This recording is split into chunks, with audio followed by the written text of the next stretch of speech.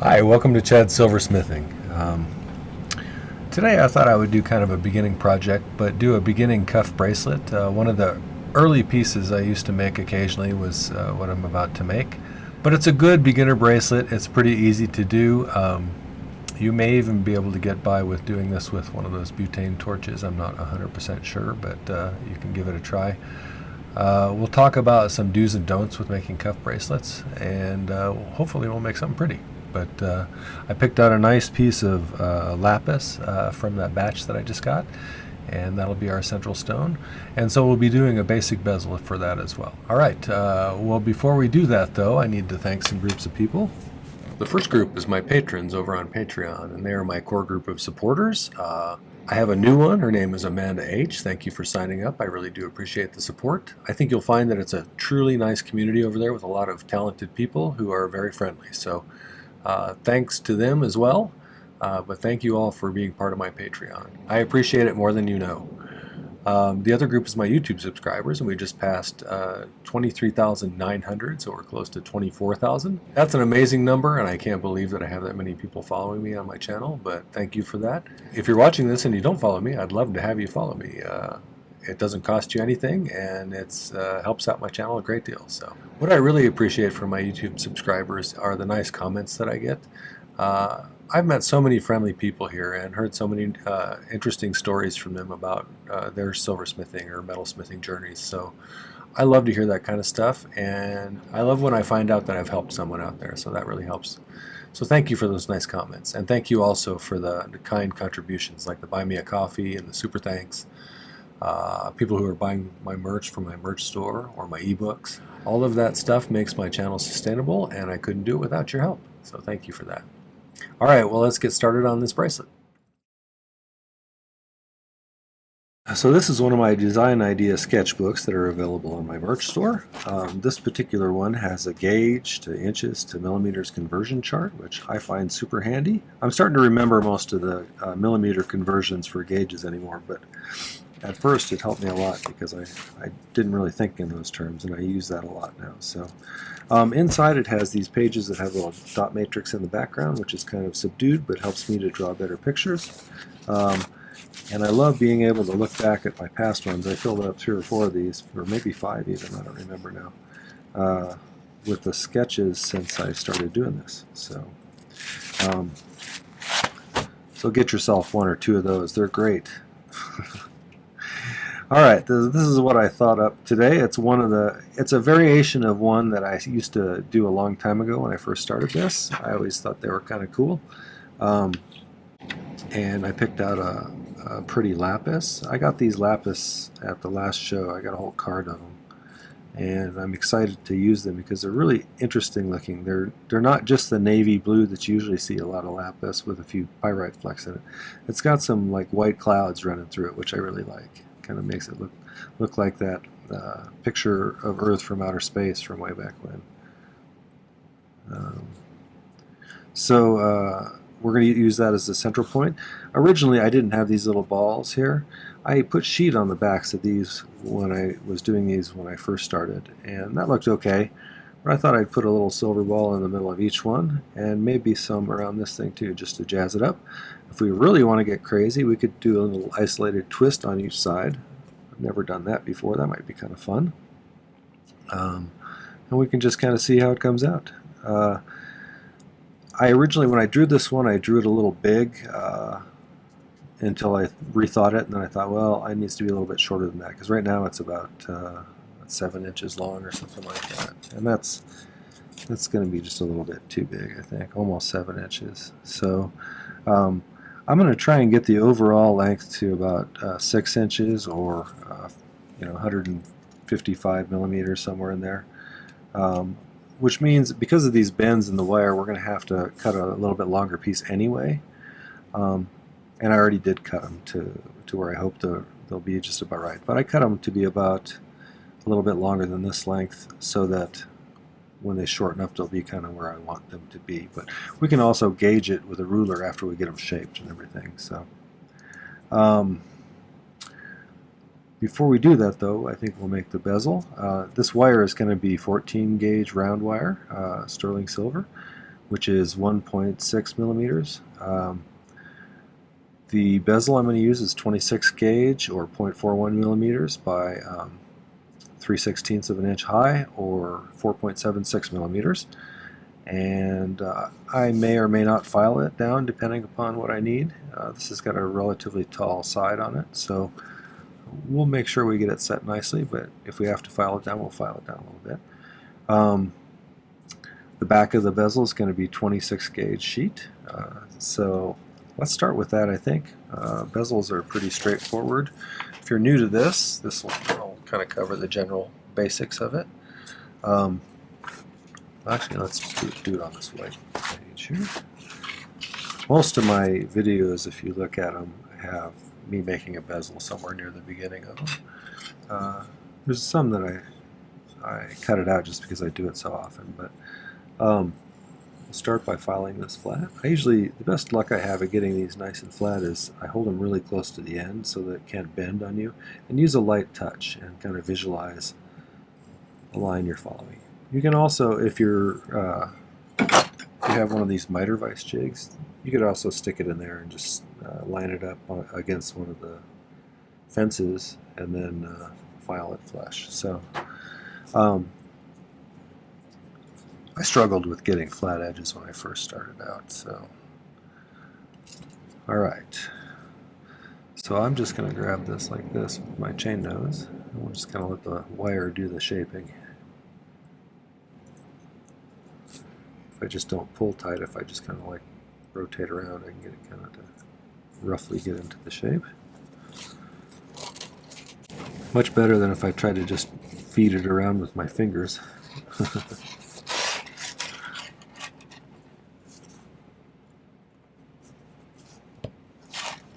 So we're going to try and get it snugged up against there as best we can.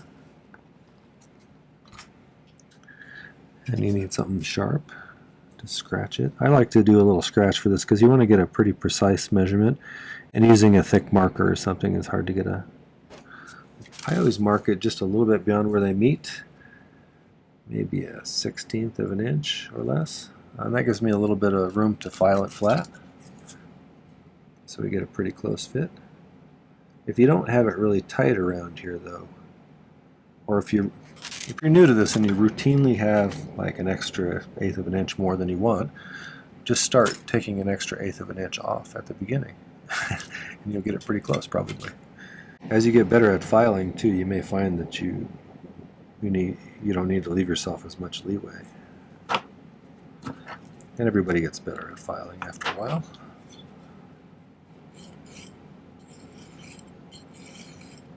You are always welcome to brace things when you file. I was taught to do it this way,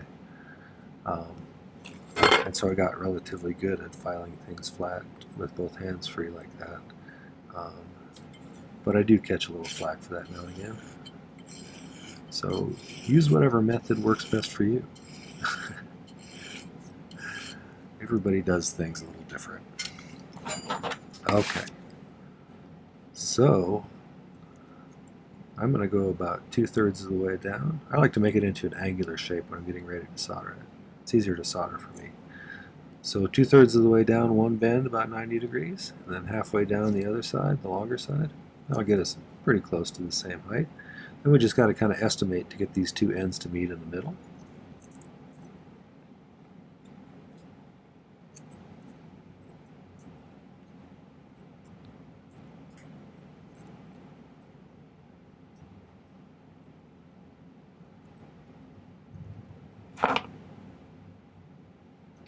You want to push them past each other a little bit to kind of work hard in the bottom, which makes it springier. That way you have them pushing together nicely. If you don't have them pushing together nicely, then when you heat the metal has a tendency to relax as it anneals a little bit, and so these two will slightly slump and pull apart. And a lot of times what will happen is people will get a solder seam in the middle between the two, but it's already started to pull apart a little bit, so there's a crack on either side. And nobody wants an embarrassing crack like that in their bezels, so push them past each other a little bit till when you pull them back like this, they spring together. That way when it does relax, it just kind of like it's still touching. Okay, if you've never been to my channel, I use hard silver sheet solder for most things. I use a liquid flux that I dribble in with a dropper bottle. Lately, a lot of people have been saying their dropper bottles they're using are getting plugged. You can usually feed a fine piece of wire down and just poke out whatever the blockage is. Or, if you rinse these out in really hot water, that'll dissolve the flux, and things should be easier to clean up. Then you can just put some hot soapy water inside of it and squirt it out, and it'll probably dislodge whatever's blocking the way. I think they could have done a little better with their team in charge of naming the torch, but it's the Smith Silversmithing model. It draws in atmospheric air through here and mixes it with the acetylene gas, so it burns at a little bit hotter rate than, say, propane or butane. Not quite as hot as oxyacetylene because you're not pumping oxygen directly into the flame, which really raises the temperature that it burns at. So it's a good torch, though. I really like it, and I've used it for years.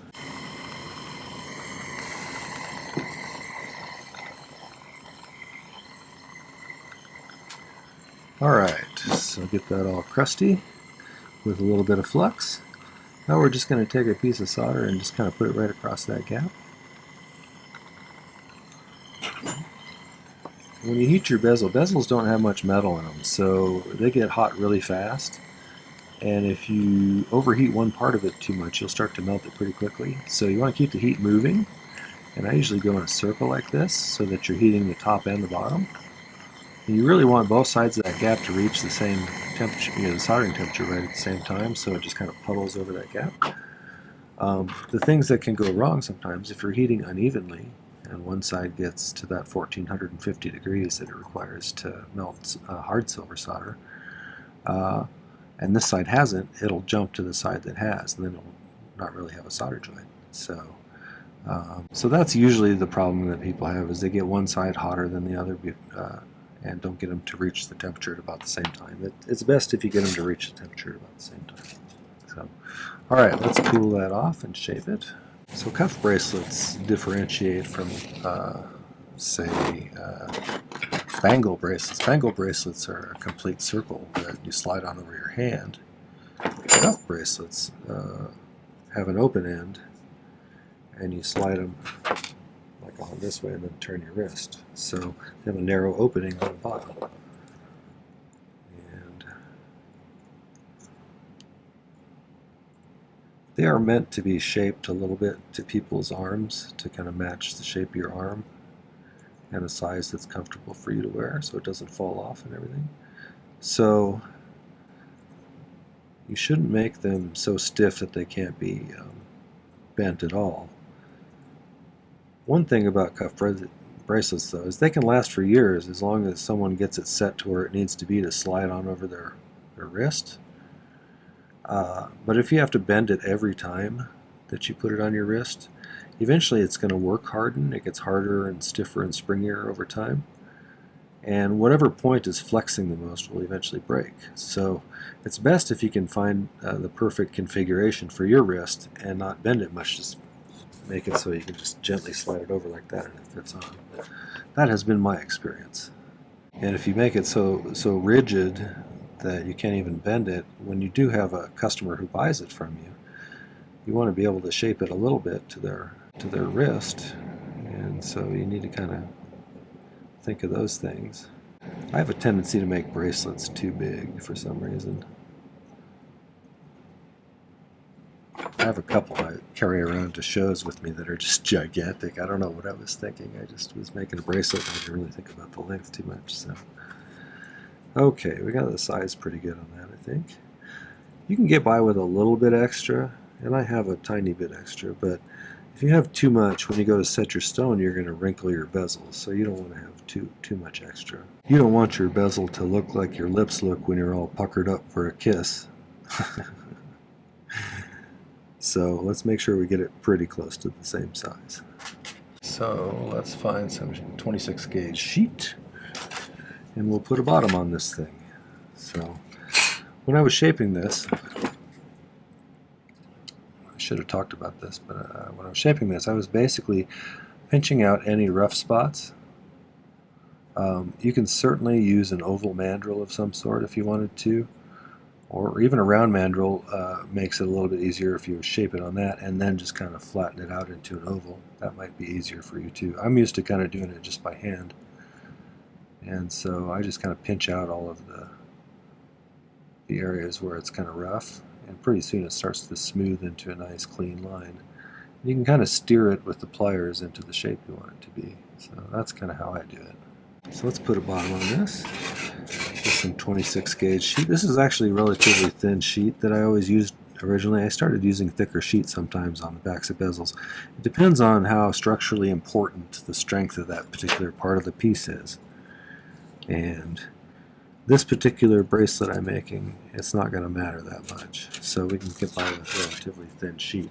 And with silver being at almost $50 an ounce right now, I'm not going to bulk it up here for no good reason. So I got it really flat, and when I cut it, I don't want to have a lot of extra sheet, because the more mass you add to the sheet down there, the harder it is to get it up to the soldering temperature. The bezel being up top here gets the heat directly from the flame pretty easily, and sort of actually shades the bottom from some of the heat. And so getting them to both reach the right temperature at the same time takes some kind of positioning of the heat. And so you're trying to pump heat into the bottom sheet more so than the bezel, because the bezel will get to melting temperature pretty quickly. So you're actually trying to avoid the bezel almost while you're doing this. So you're dipping the flame into the middle because there's some surface area in there, but also going around the outside mostly, kind of pointing at that sheet there. There's going to be enough heat pumping into that base to where the bezel itself is going to get hot enough to flow anyway, because it's just in the proximity of that stuff. So now I have some solder that I cut over here, so let's flux this. I'm going to put some solder in there.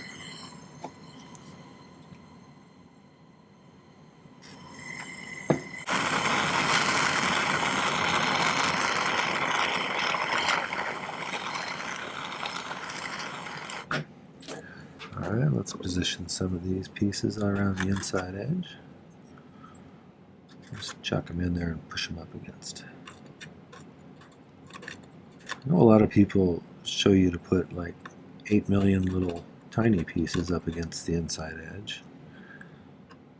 That never made that much sense to me, since nobody ever sees inside of the bezel anyway. So if you have a little bit of slop in there because it puddles kind of big or something, who cares? The only person who would ever see it is somebody like pulling the stone to repair the ring or something. And since you're making it, it's not going to need repairs ever, because you're an amazing silversmith, right? I just have this to kind of, when that flux gets kind of gooey, which it goes through kind of a gooey stage, then the solder will kind of stick wherever you put it.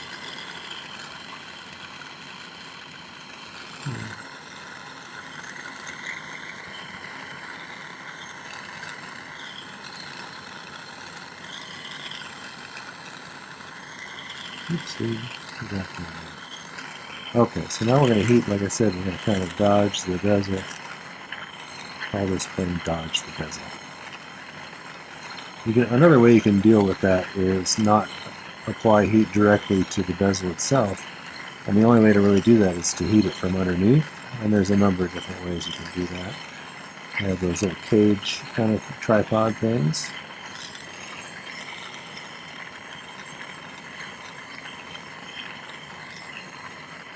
Another way is you can lift it up a little bit.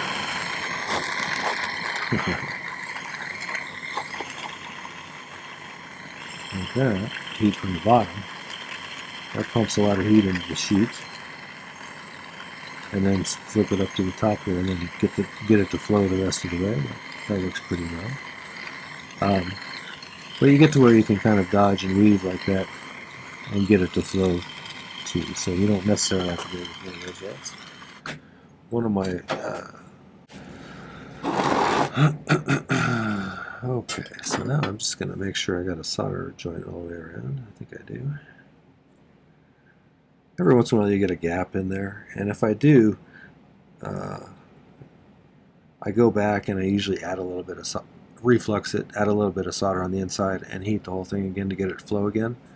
And usually that additional bit of solder will provide enough volume of solder to push it the rest of the way there. So I'm just going to cut this straight up and down right next to the bezel. Okay, so now I'm going to file this. Try and get it just flush with the bottom there so it looks like a single piece of metal, like that. And we'll just work our way all the way around.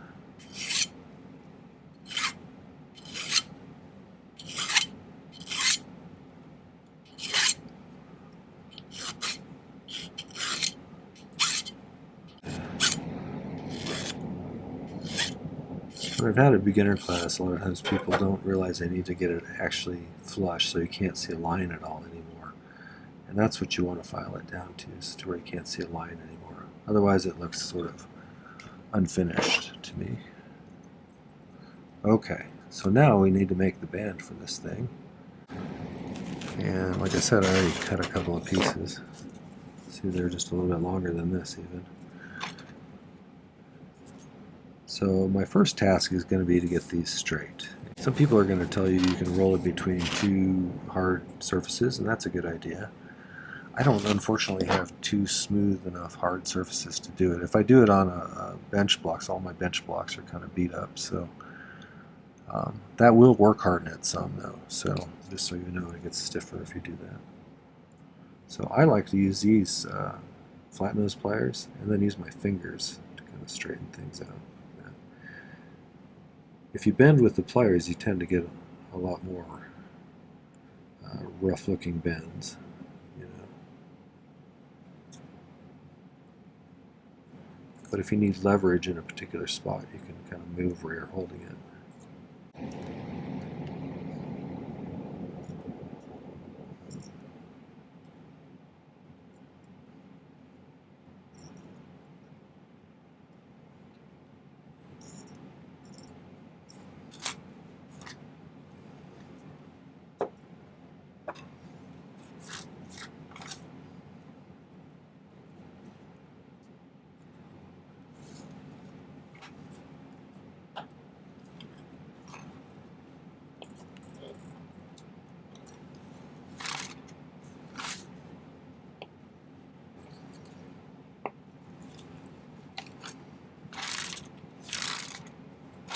That's probably good enough on one, so I'm going to do the second one here. That's probably good enough, I think. So let's find the center of that. Do 3.5.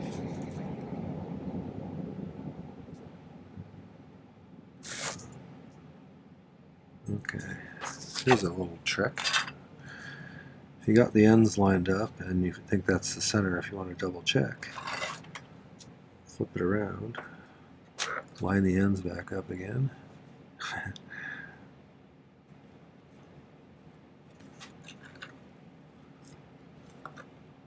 It's pretty close. Okay, so I'm going to keep this nearby.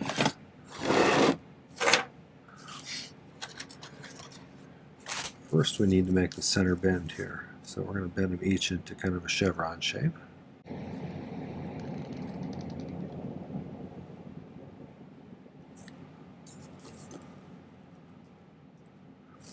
So I use the stone to trace here, so this will get me pretty close if I use the drawing itself as a guide to the angle.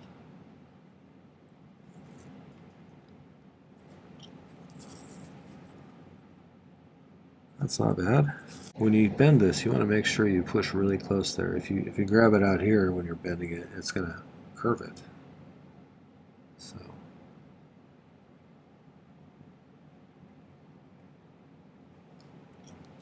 I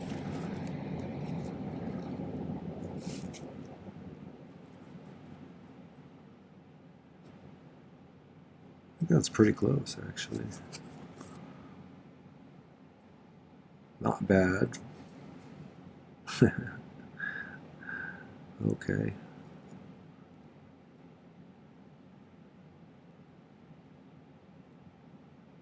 So, let's say, let's just mark them all at about the same spot here.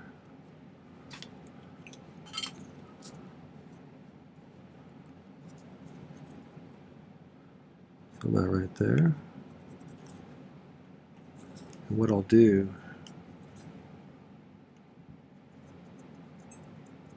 do that, and then we'll flip it around like we did before to check the length. We can just extend those as long as we got the peak lined up pretty good. Extend those across as well.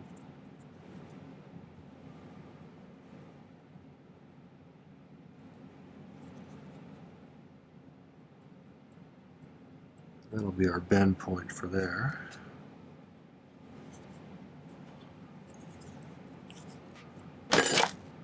So now we need to go back so they're straight.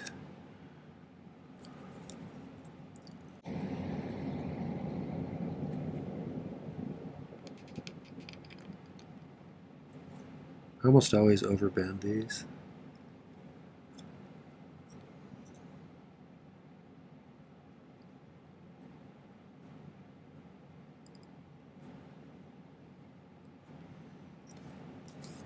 You want these two to be parallel to each other and straight. So I didn't do too bad for the first try on that one. I don't always get that close on the first try. When we do solder these together, as long as you get it hot enough, when the solder starts wicking along these seams, as long as you have plenty of solder in there, it'll probably pull those together because the metal will be kind of in a softened state anyway.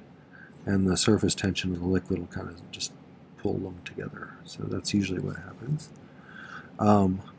However, let's make sure these are all lined up. And we got to decide now how far down we make these other ones. So if I want this to end up being a little bit smaller, I'm going to have to cut the ends off a little, I think. Let's cut off about that much. So call it 6 millimeters, 1/4 inch. We'll flip this around. Make sure you can see it on both sides.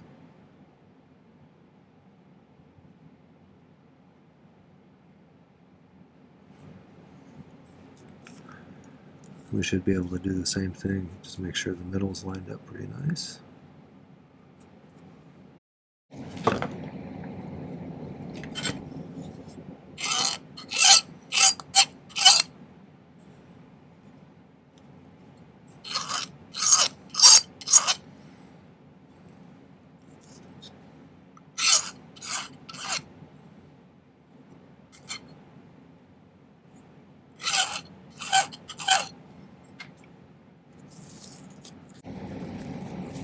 This will give us a pretty close approximation of how far down we need to bend that to get that configuration.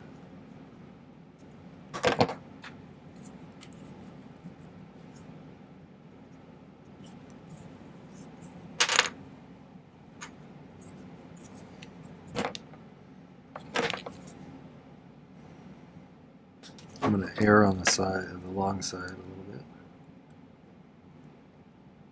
Square wire is going to bend a little differently than this does. Thicker square wire in particular. But, or round wire I should say, square wire. Okay.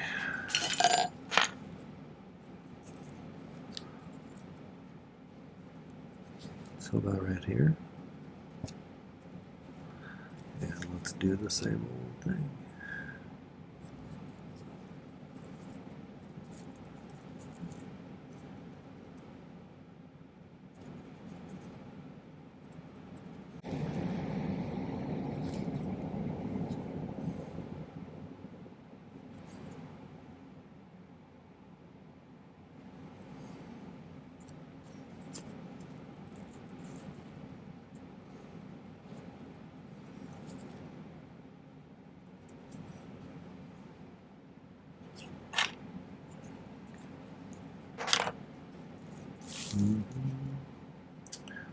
So I think rather than try to get the shape perfect on the first go around completely, let's do this. Let's bend these outwards at these marks We'll solder the center part together, and then we'll shape these last ones to get them to match up pretty nicely. I think that'll work better.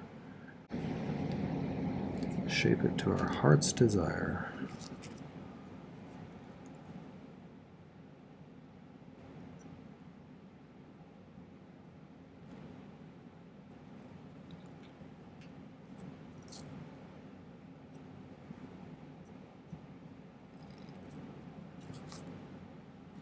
Fancy.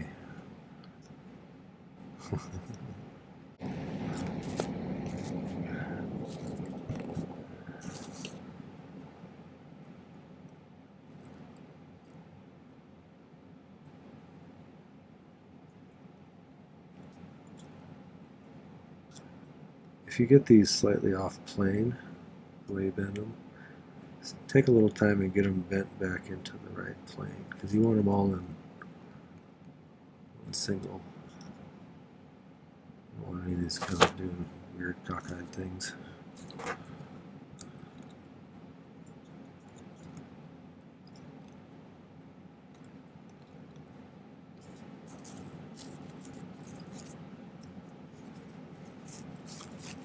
So here's what we're going to do next. We're going to make sure these are lined up really nicely and all in the same plane. And we'll solder these two parts right here. And then we'll shape these last ones and solder the ends closed. Then we'll add the bezel and the balls. So let me get these lined back up again and we'll solder them.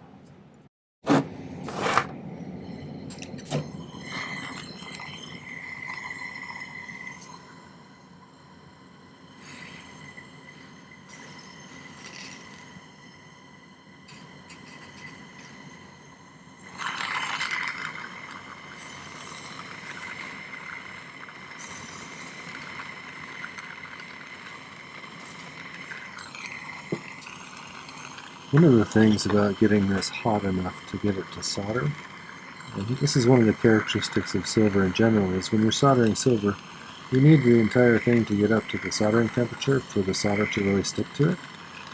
And so when you have this long laid out piece like this, especially if you're using a small torch, you may have trouble getting the entire piece up to the 1450 degrees that it takes to flow this kind of solder. And so if you heat it along this dimension like this with the torch pointed with a tip along the length of it, you will more efficiently heat that than if you're doing like this, because most of the heat is always being pumped into the piece while you're doing this. And you want to go all the way to the ends when you're getting ready to flow the solder. So let's get some solder put on there.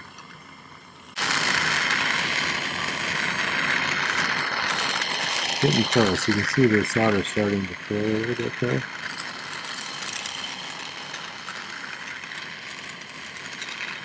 Usually when I'm that close, then I'll stop and I'll focus on one side. See how it's whipping up along the length of that even though it wasn't quite touching? Alright, and let's heat the whole thing again for a little while, at the one side. This next time we'll stop on the other side.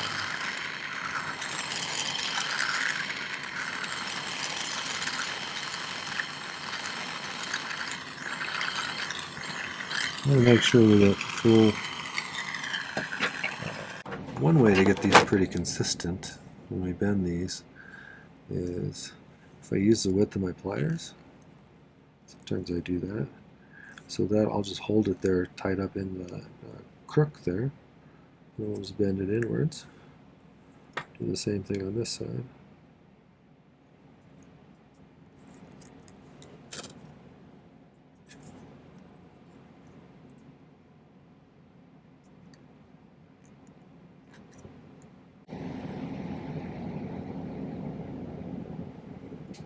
I'm just going to take my jeweler's saw and cut it right down like that.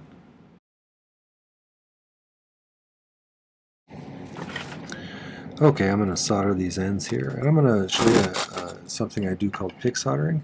If you're interested in learning how to do it, I have a good video about it up there.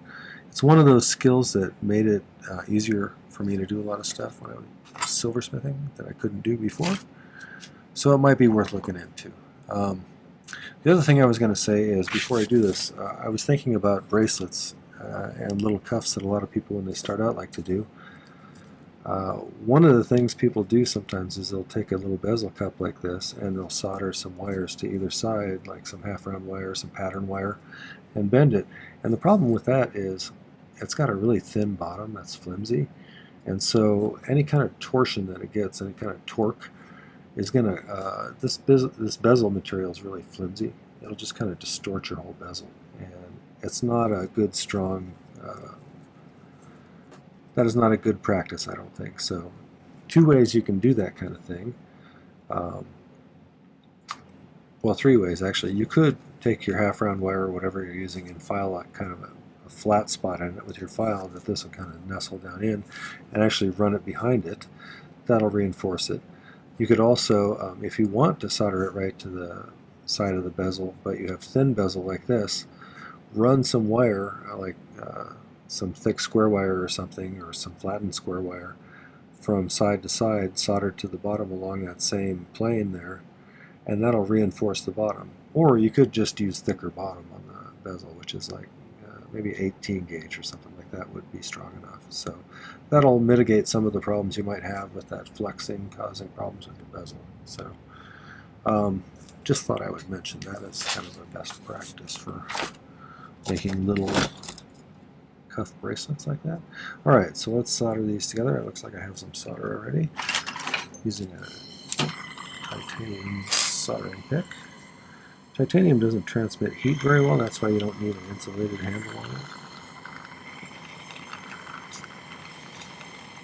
So that is my understanding and experience.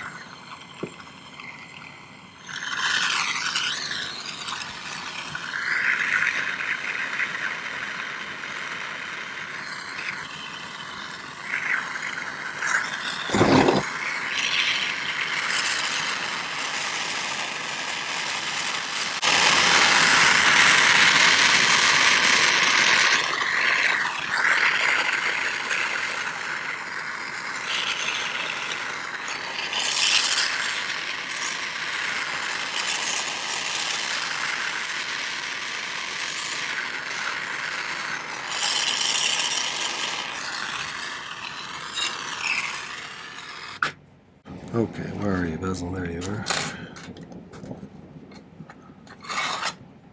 You hit that right on the nose, I think. That's pretty good. It's even pretty square. So I think let's just solder that in the same way I just did, and then we can make some silver balls and put them in here in the spots we wanted to. And then we'll be done as far as assembling it. Then we can, after I pickle it and polish it, then we can come back and I'll show you how to set the stuff. I do have a polishing video if you want to see that. It's one of my very first videos, so the editing and the production quality are probably pretty poor. However, the information is still good. Alright, oh, I need some more solder probably.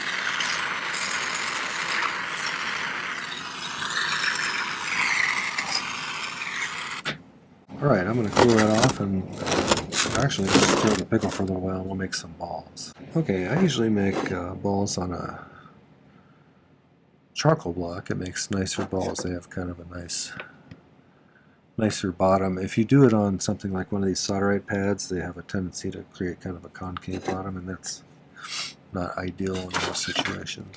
So, alright, so I need to kind of eyeball this thing. I think I'll probably get a piece about that size if I go about that size. And since I think I'm close, probably, let's cut another piece that's about the same size. This is just some scrap Patron I had laying around. When you're making balls, if you want your balls not to have a rough surface, heat them to where they ball up. I keep heating them a little bit longer than that, so take the temperature far higher than the melting temperature. If I do that before I take the heat away, it seems to cool off with a smoother surface. So I think that's pretty good, actually. So we'll go with that. All right, I'm going to make the other one of those, and I'm going to make one for here, here, here, and here. So, but you probably don't have to watch me do the same thing over and over again. So I'll be right back. Again, you have a mass disparity. The balls are small compared to the rest of this piece, and so it takes the rest of this piece a little bit longer to get up to temperature. And you want them both to reach that temperature, otherwise it'll only stick to one.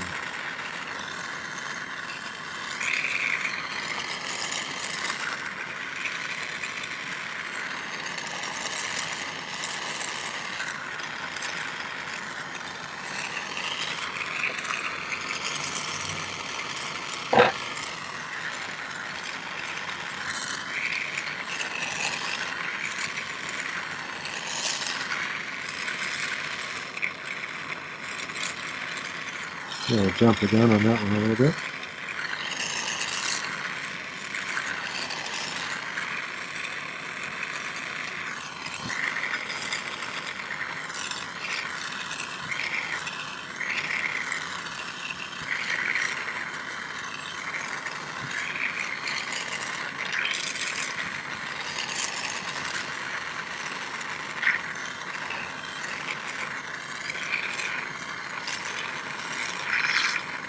So the side ones, I don't care if they solder to the outside of the bezel. I don't really want these ones on the ends to solder to the bezel, just to the band, because it will do less stress on the band if they're not soldered to the bezel. Give a little bit more freedom of movement.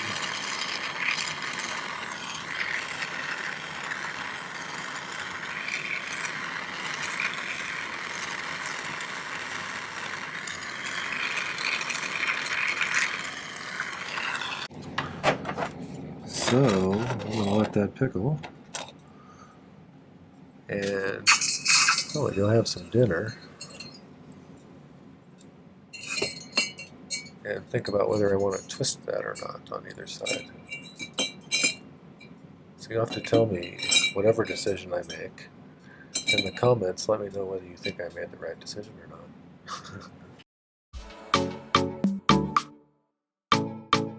I use a little backing behind my stones when I have a closed back bezel like this. I usually use this tag board, which is uncorrugated cardboard. I usually tear it off the backs of legal pads on the back side. It works really well.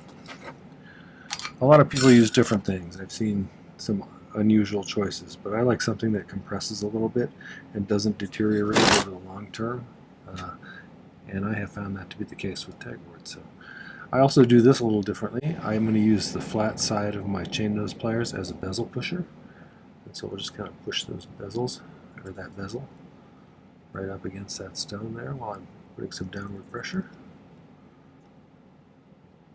So the backing behind the stone serves a couple of purposes. One, it gives it a little bit of compressibility so that when you push down on this stone and then bend the bezel over the top of it, it's got some upward force pushing against it to give it a nice tight fit. The other thing is it allows you to adjust the height of the stone and the bezel a little bit. Last step, I'm going to use the rounded outer edge of this as a burnishing tool, and we're just going to rub that top edge with quite a bit of force. That kind of smooths it out and pushes it down the rest of the way. So at this point you can just, bend these in like this if you'd like. And one of the things you'll find is after all that soldering, sometimes things are a little bit soft and bendable. And you can of course make the wire harder if you work it back and forth along its length. Or, as I suggested earlier, maybe we could twist this one and see how it works. But anyway, that's kind of the ultimate shape you're going to want it to be in. Like that. So whosever wrist it goes on, you can slide it over like that and then turn it. Okay. And grab it with some things that don't move too much or don't scratch things too much. These nylon jawed pliers are a good example. And we can just go like this.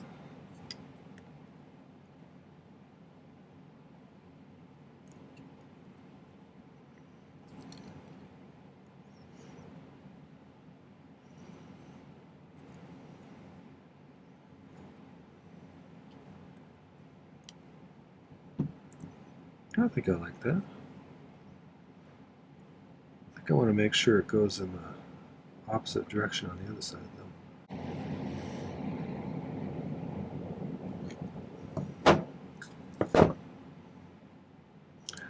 This also will work hard in these sides and make it so they're much stiffer, because that twisted the whole thing.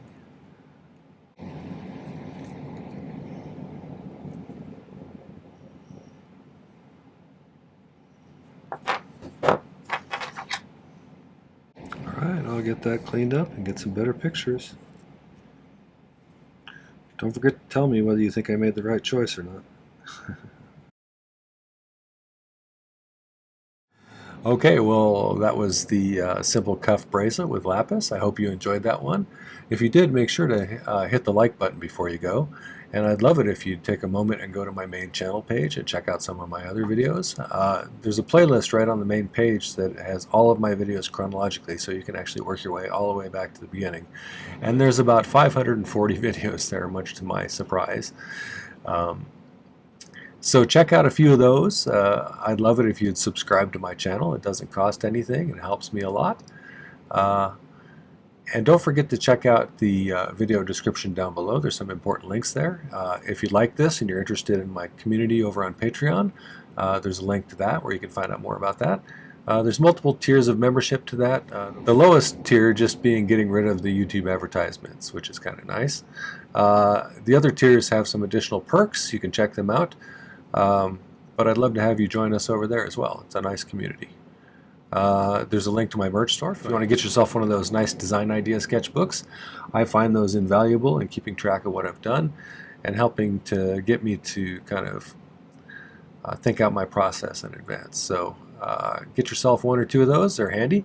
And there's a link to my 2024 ebook, which is a guide to 2024's tutorials. So each page of the book has a link to the actual tutorial. It has a picture of the sketch, a picture of the final product, a list of materials you need to make the project, a difficulty rating for my personal opinion, and some notes I made about the project. Things like would I change the way I did it, or did I like the outcome or didn't I like the outcome, and why? What did I learn from the video?